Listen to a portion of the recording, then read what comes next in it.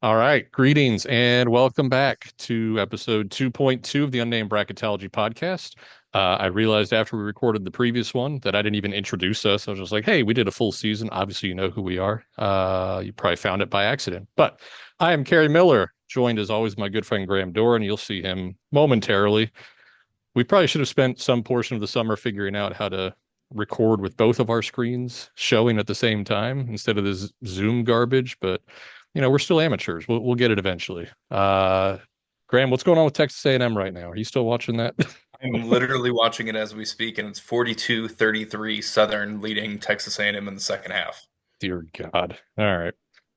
Well, that's when we're recording. You can figure that out. Illinois, Alabama, like just tipped off, so we'll try not to talk too much about those teams. But uh, wanted to get into some what do they call the multi-team events, the early season tournaments, all this fun stuff, of course, from bracketology standpoints. I, as always, have my whiteboard here, but you can't see it because I've blurred my background because it is a mess in our house right now. But we have our agenda. Next time we'll get it figured out. We'll have the whiteboard set up. But number one on the agenda, the best undercard multi-team event. So aside from Maui Invitational, Battle for Atlantis, and whatever this Players Era Festival business is, what do you think is the best tournament coming up here in the next 11 days worth of Feast Week?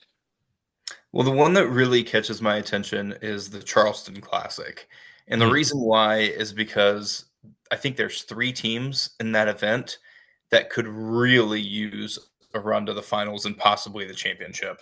And those three teams specifically are Miami, VCU, and Nevada. Right now, I think all three of them look like tournament teams, but I don't think all three of them will wind up being tournament teams on Selection Sunday. I think probably one of them, maybe even two of them, will end up missing the field. And I think this tournament could have a big say in which of those teams or which team may end up ultimately missing the field on Selection Sunday, because the difference between getting 3 wins in the Charleston Classic and potentially going 1-2, for example, if you were to get to the semis and lose at that stage and then maybe losing your final game after that, that could just devastate a team's resume. And so I think all three of these teams, VCU, Nevada, and Miami, don't have a whole lot of room left to make the tournament. I mean, they should all be in tournament contention, but that's the difference to me potentially for all three of those teams between making the field maybe as an 8 or a 9 seed and potentially being right on that bubble cut line. yeah, I mean, Miami's going to get their chances, even though the ACC is kind of having a down year thus far. They're going to get chances, right? Duke, North Carolina, somewhere.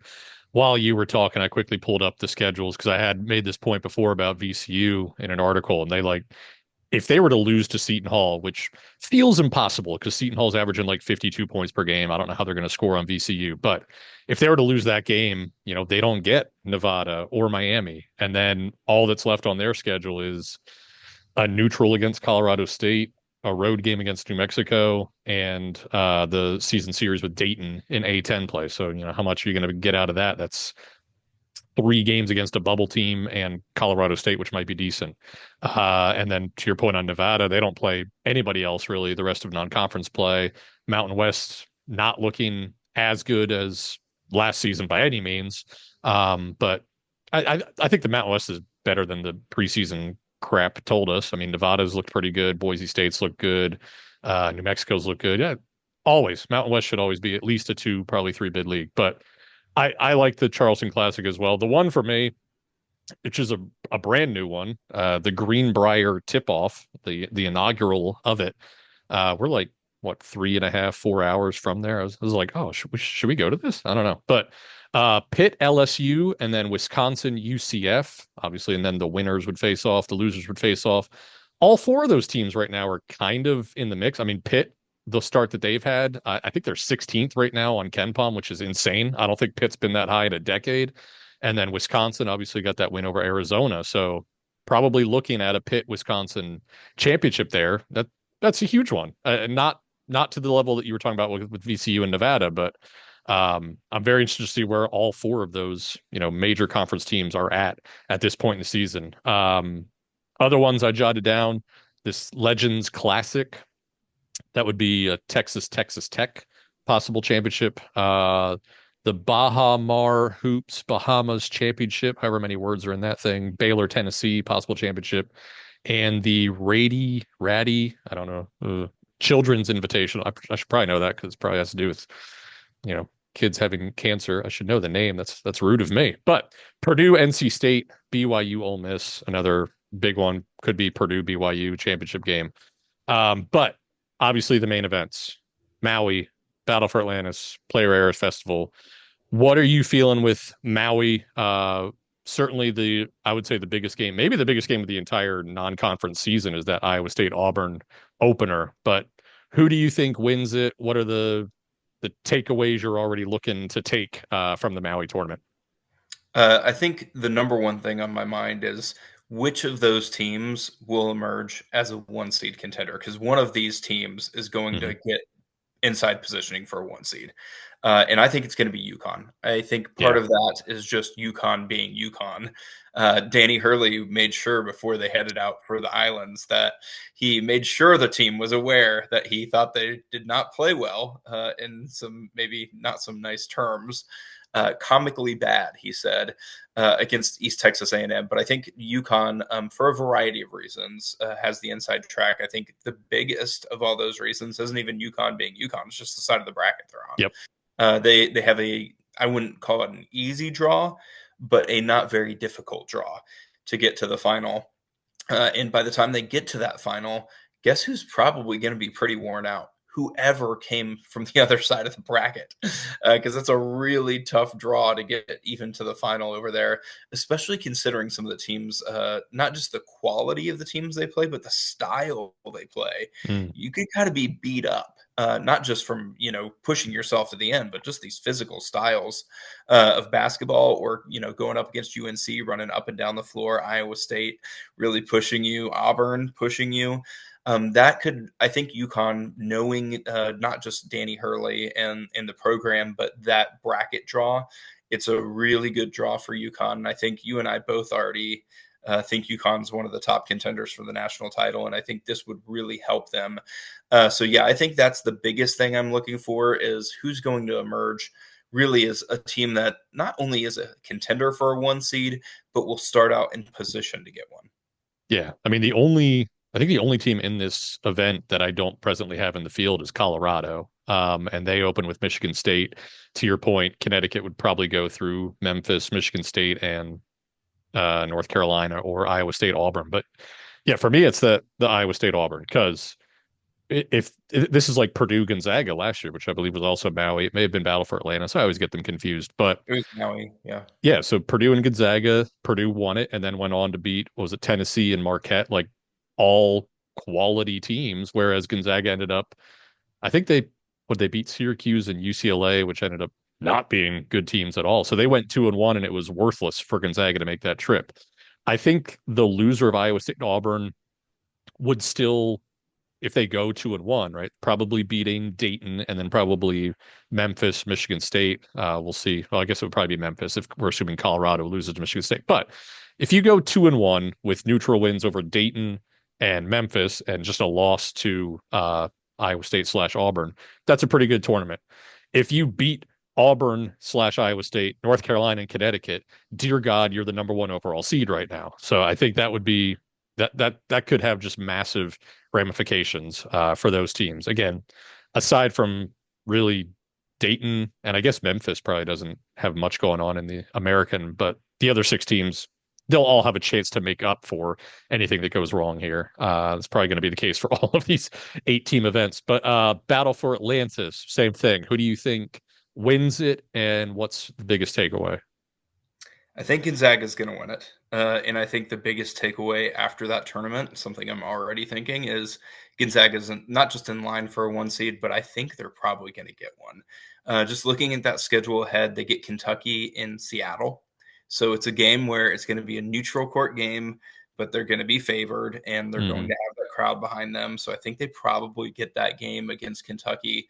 And if they can get the battle for Atlantis, book that win over Kentucky, they don't really even need to beat UConn later on. I think they can lose to UConn, won't even be a problem for their one seed chances. So They also have a game against UCLA in Inglewood. So, not even a true road game against UCLA. Another decent opportunity to get a quality win, but maybe not the most difficult quality win. So I just really like the path forward ahead for Gonzaga.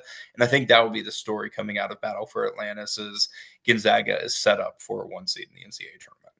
Yeah, definitely a less star-studded field than Maui. Really only three teams in Gonzaga, Indiana, and Arizona who I would have in right now. Oklahoma and Providence, they're at least undefeated, but I don't think they've done anything worth a darn thus far.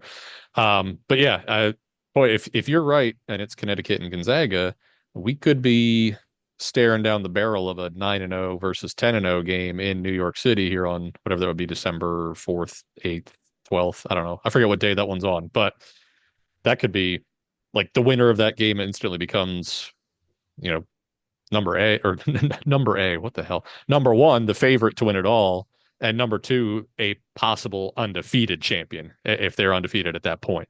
Um, I think Arizona wins it just because the sheer fact of Indiana and Gonzaga are on the same side. Arizona won't have to face anybody until that game.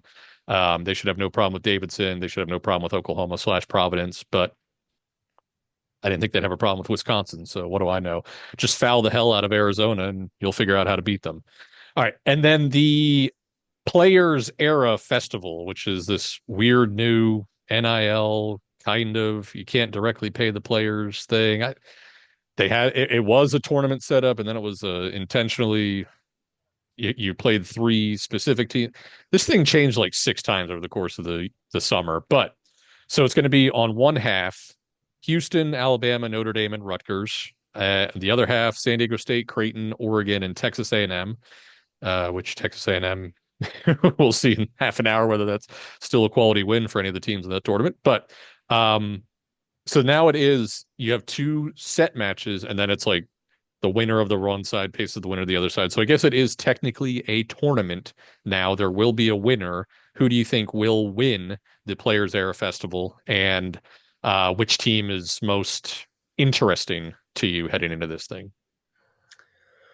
Ooh, interesting. I might go with Oregon. I think they have one of those teams that has looked good at times early on this season. They've also looked very bad and are Yeah. lucky not to have picked up a horrible loss at home against Portland. But I think Oregon is one of the teams that before the season, I had them as a 10 seed in my preseason bracket.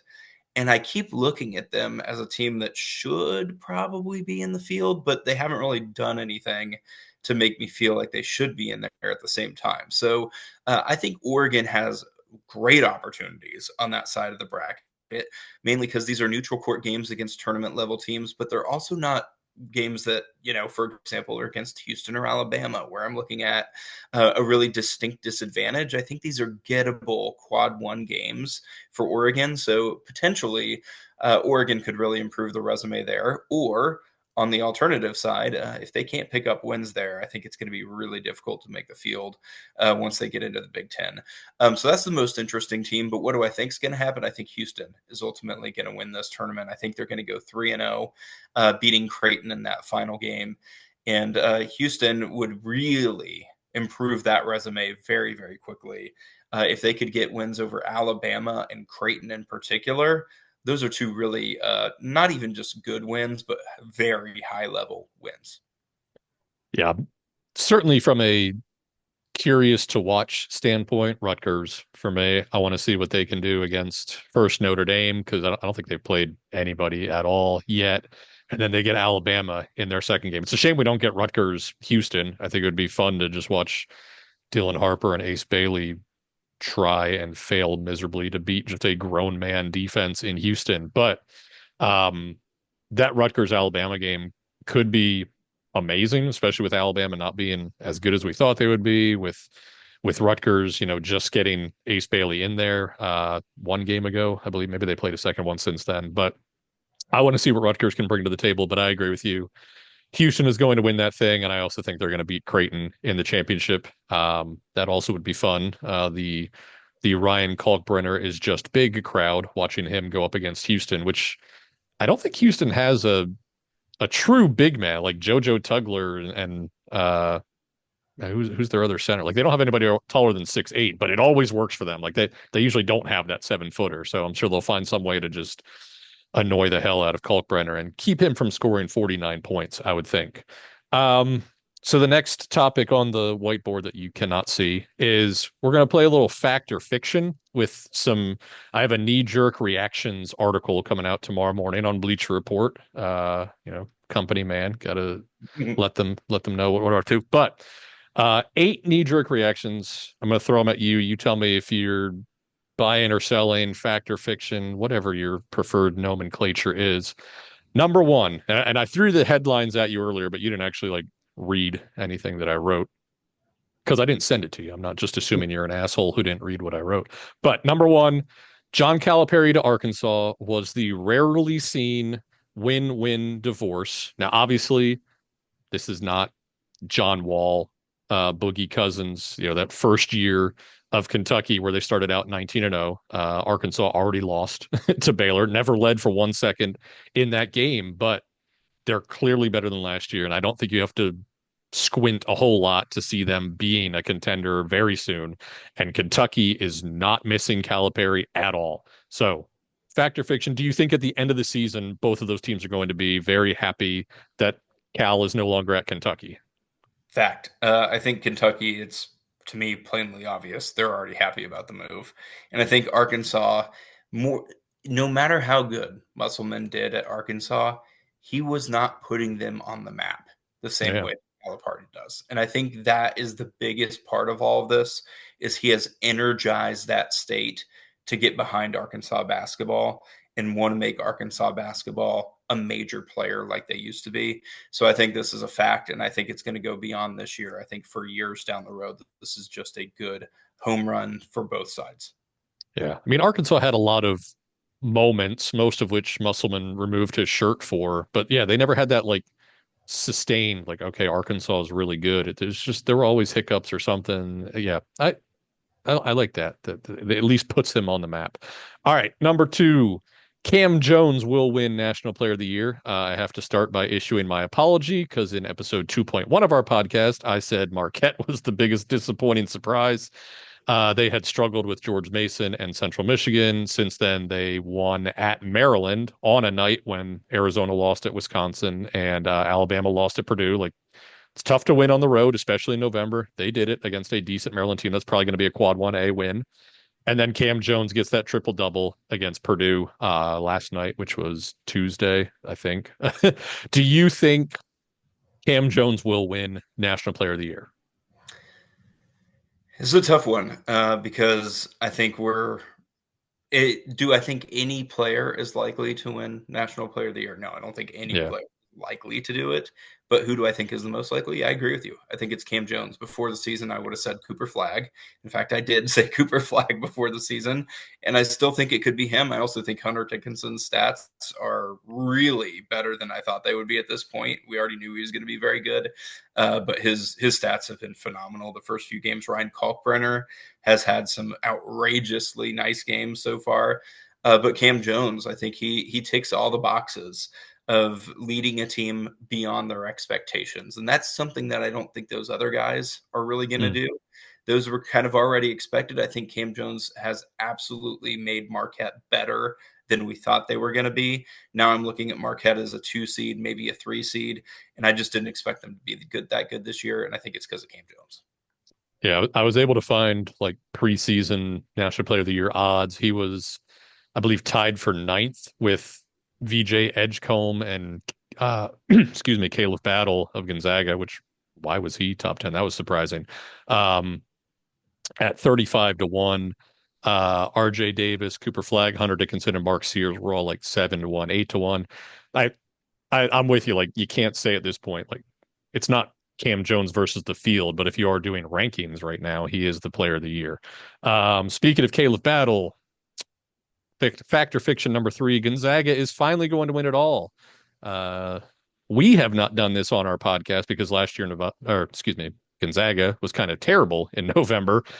But as a college basketball community, this is like the 13th time that we've had the "is this Mark Few's best team ever at Gonzaga" conversation. But is it? Are they finally going to do it? I don't think they are Gonzaga's best team. I do think they're going to get the 1 seed in the West, and that's going to be a really nice path for them towards the Final Four. Ultimately, I just don't think their defense is there. We see this consistently. Great offense wins you national championships, but you also have to have a very good defense. It doesn't have to be great, but it has to be Yeah. very good. And I just don't think Gonzaga's defense is very good. Could it get there? Maybe. But just knowing not the prototype, but the team that they've put together and how it comes together this year, I just don't think it's going to get to that level. And I think ultimately Gonzaga is going to be in a game at some point during the NCAA tournament where they're trying to outscore the opponent, and it's just not going to work. We see it every year. Some team comes in with an excellent offense, and they just give up 90 some odd Hmm. points in the tournament, and out they go. Or they have Caleb Love or RJ Davis shoot 0 for 9 from 3-point range, and then they just don't score like they usually do. Yeah, tournament's weird. Number 4, I assume you'll agree. Kyle Neptune's days are officially numbered. Villanova's now 3-3, even with that really nice win over Penn yesterday. I have no idea how they beat Penn that badly, to be honest. That really surprised me that they won that way. At the same time, yeah, I can't imagine he's going to last very long. Yeah, I don't know if you saw that Villanova hired a new AD yesterday or 2 days ago. He doesn't officially start the job until early January. So there's your days are numbered. We'll see if early January comes and goes. Number 5, UTRGV is going to be this year's Cinderella story. You're not going to hear from them again for 4 months, aside from maybe their games against McNeese. But do we believe in them after their close calls against Creighton and Wisconsin? I will say I love the way they shot the three ball in both of those games. But no, I don't think UT RGV is going to be that team this year. Come on, it's always more fun when it's an act like UMBC. They probably would be a 16 seed if they get in, though. That's the problem. Uh, Number 6, the ACC is a hot mess. Fact or fiction?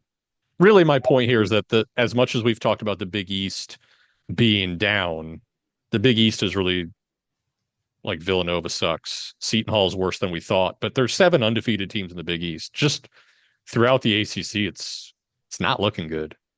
Yeah, I would say Duke and UNC are pretty surefire tournament teams. It would be absolutely shocking if either of them missed the tournament. And then I really like this Pitt team. I do. I'm a big fan of Pitt. I think Pitt's going to make the field. But what did we talk about earlier? Miami's potentially a bubble team this year. Hmm. Wake Forest is not looking as good as we thought they were going to look. Yeah, they have a win over Michigan, but they're not doing as well from an efficiency standpoint as you would expect. Nearly lost to USC Upstate. And then I look at Clemson, another team that I thought would be better than what I'm seeing so far. I think ultimately you're going to see 5 teams make the field from the ACC. I think it's going to be Duke, UNC, Pitt. I'm going to throw Miami in there, and I think you're going to get one more. It might be Wake Forest, it might be Louisville, might be NC State. I'm not sure, Clemson, but I really just don't see more than 6 teams making the field from the ACC, and ultimately I think it's going to be 5. I think even 6 would be stretching it. Yeah. Maybe Virginia messes around and gets in there. I think they're still 3-0, but I don't believe in them. Certainly not Virginia Tech, as they just lost at home to Jacksonville by double digits. So yeah, across the board, pretty rough for the ACC. 7 of 8. Watch out for Penn State, who I guess I should have checked to see if they actually beat They held who they on played. versus Fort Wayne, but it Yeah. was not an impressive performance. Okay, so that'll hurt my case. But I think the other thing that hurts your case there, you just mentioned Virginia Tech losing at home to yeah. Jacksonville. That was the big win for Penn State so far, is beating Virginia Tech handily. And I think it's more a case of Virginia Tech just not being very good than Penn State being a great team. So they were picked to finish 17th in the Big Ten. Are they? You still think they're that bad? Have they done enough to convince you of anything? I think they're probably going to finish 11, 12, 13, somewhere in that range in the Big Ten. Maybe I could even see them as high as 8th or ninth. But if they get into the field, I think it's going to be getting into the field as like a 10 seed. I don't think we're going to be looking at them as a high single digit seed or anything like that. Like, I do not believe Penn State is a top 25 team. I've seen some people say that they should be in the top 25. I just don't think they're that caliber of a team. Yeah, they were my last team in, I believe, in my super way too early 2 weeks into the season bracket. But yeah, I like what they're doing. Like they're taking that havoc approach with the old VCU coach and playing more physical. Like this is not the Micah Shrewsbury Penn State team by any stretch of the imagination, but we'll see when they actually face quality opponents. Last one. This might go for a little while, but Big 12 gaming the net was going to be a thing again. My point here is there are 7 teams thus far with a scoring margin of at least 32.7 points per game. 4 of them are in the Big 12: Houston, Iowa State, Texas Tech, and Cincinnati.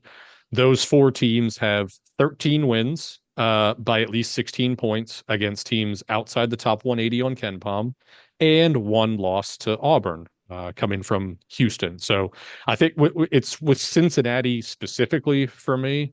I think they're going to be the target of everybody's ire that was on Iowa State's back last year. But do you think that's going to be a debate again with the emphasis on scoring margin with the net, and now certainly with Torvik, another efficiency based metric factored in? I think it will be a topic of discussion, but not nearly as much as last year. And I think part of the reason for that is the conferences that you heard being the most loud about that were the Big East and the ACC. And they said, okay, we're going to start scheduling some more bad teams and we'll run up those margins. And they haven't run up the margins. So I Hmm. think part of it is they're just finding out that it's actually a lot harder to win by 40 points than it sounds. Like it sounds really easy, but then I think Kansas State from the Big 12 is a good example of a team who hasn't really played a very hard schedule, but they're finding out, yeah, actually, it really is hard to game the system the way that some of our fellow conference teams have done. It's probably more so that those teams like Texas Tech and Cincinnati and Houston and Iowa State are very good rather than just playing bad competition. It's a combination of the two.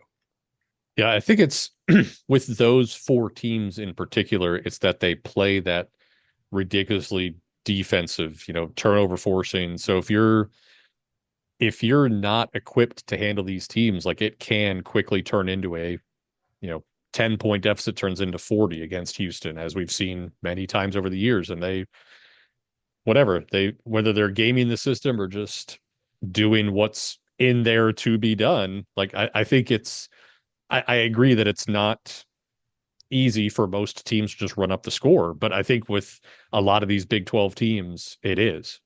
Yeah, I think this is very similar to me, one of the first teams to do this in a way that mattered in the efficiency era was Rick Pitino's Louisville teams. I think Mm-hmm. with the way they were playing their defense, man, you could lose that game by 50. And I didn't necessarily think Louisville was any better or worse when they're playing, potential Big East competition. But it's just that style of play. So yeah, I think that is a big part of it. Those defense heavy teams that can physically overpower these mid-major teams. Like I would look at a couple of other teams that are really I think we'd all consider, elite basketball teams and programs, for example, UNC and Kansas. I think those are elite basketball programs. They're never going to do that in out of conference play the same way that a Houston or an Iowa State would. Not just because they schedule tougher, which they do, but also just from a schematic standpoint, they're trying to win for March. That's their strategy. Is Yeah. how do I win once I get to the Final Four? That's the way they set those teams up. And I'm not saying that Houston and Iowa State can't win a national championship, but I think those styles are going to more easily win against decent teams or bad teams. And it's going to be a struggle when you get against those elite competition teams, because then you're going to have to put points on the board in a way that you're not used to. And I think that has been a struggle for a couple of those programs once they've gotten to the tournament. All of a sudden, no matter how good a defense you play, you're still going to have to score 60 or 70 against another good defense, and that can be really difficult. Yeah. I think even to your point, when on the rare case that North Carolina or Kansas faces one of these, 300th on Ken Palm teams, they just view that as a day off, whereas Houston views it as a how badly can we break this opponent? And that's, I mean, fair or not, the net is set up to incentivize that to some extent if you're not going to also play a difficult schedule and rack up 20 quadrant one wins like North Carolina and Kansas and these others do all the time. So speaking of Kansas, let's finish it up with our current state of the one seed line. I assume we're in agreement on who the four are. For me, the order hasn't changed from what did we do on 8 days ago. It was Kansas, UConn, Auburn, and Gonzaga in that order. Again, same as before. My point with Connecticut, they haven't played anybody, but I'm going to let them tell me when they're not, you know, the team to beat. But I think with Kansas's wins over North Carolina and Michigan State, they have the best resume. So they're my number one overall. Yeah, I like same teams, but my order's changed a little bit since then. I think Gonzaga winning so impressively at San Diego State really Mm. helps. Do I think San Diego State has a decent offense? No, I actually don't think they have a decent offense. So I think that result to me was really kind of foregone. That Gonzaga was going to win that game. I didn't think there was a realistic scenario for San Diego State keeping up with them. Doesn't matter. Still a quality road win over a decent team. So I think Gonzaga getting that extra victory and just the way they've been so impressive offensively, I do think Gonzaga right now is overall number one. For me, it then goes to Kansas. Then I think it goes down to Auburn. And UConn is four overall. UConn, the only reason I really have them there is because of the trust in Danny Yeah. Hurley and that team. But we don't really know. Like, I don't think UConn needs to be a one seed right now. We'll find out after Maui. But that fourth spot is more open to me. I think UConn just kind of is there by default. But those other three, I think, have all had really good starts to the season. Yeah, even though I had UConn at two, I would have considered dropping them off the one line if there was a really strong fourth best resume. But I think I had Houston at my number five overall seed. Is like, well, they lost their only game of any consequence. So, uh, that's all we got on the agenda. One bonus question for the road in case we don't record again before Thanksgiving. Graham, what is the one thing on the Thanksgiving table that you must have? I actually like stuffing. I would say even Mm. turkey, I've got to go stuffing. What about you? I agree. Turkey, I could take it or leave it. It's the sides, baby. Stuffing's great. I'm a big sweet potato casserole guy. I love a good green bean casserole. I had a One of my buddies was like, say like, "Oh, you're gonna have family in town. You're gonna need to drink." Like, I can't be wasting valuable belly space on beer on Thanksgiving. I gotta eat all of these sides up, and stuffing that takes up all of those nooks and crannies. All right, so feast week is upon us. Can't wait. We'll figure out when we're going to record again. Probably keep this around once per week cadence until at least until the net rankings come out. When's that? Like 2 weeks from now. But we'll figure it out. We'll be back. Hopefully, I'll figure out how to get the whiteboard in with my blurred background. But until then, take care. We'll see you next time.